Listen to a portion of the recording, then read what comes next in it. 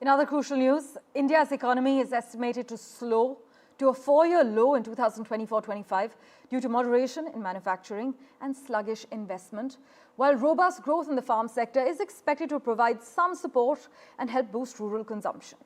India's government has lowered its economic growth projection for the fiscal year to the weakest since the pandemic, with economists saying even that forecast may be too optimistic.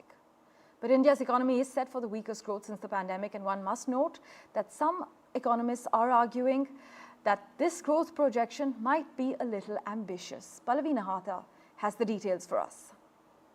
Well, GDP is estimated to grow 6.4% in FY25. That's according to the first advance estimates released by the CSO ahead of the budget.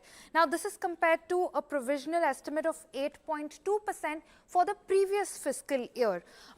The figure is still broadly in line with estimates.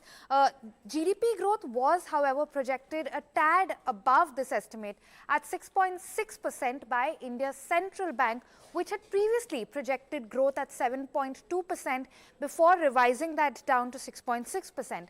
Meanwhile, GVA, which strips out indirect taxes and subsidies, is also expected to grow by 6.4%.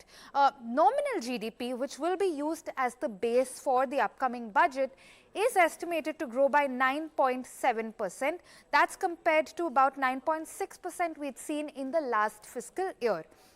Now, this figure for the full fiscal year for GDP growth is actually the lowest in 4 years, if that is the pace that India does grow at. However, the figure is not entirely a surprise. We did see GDP grow by just 5.4% in Q2, and that was the lowest in 7 quarters, primarily led by slower manufacturing growth. And this had tempered the expectations for the full year. Despite the fact that there is some bounce back expected in the second half of the year. Now, in terms of industry-wise trends, agriculture is expected to see better growth in FY25, while manufacturing is expected to be a drag compared to last year. In expenditure-wise terms, private consumption as well as government consumption are both expected to see a pickup from the previous fiscal year. Now, what do these figures mean for fiscal deficit?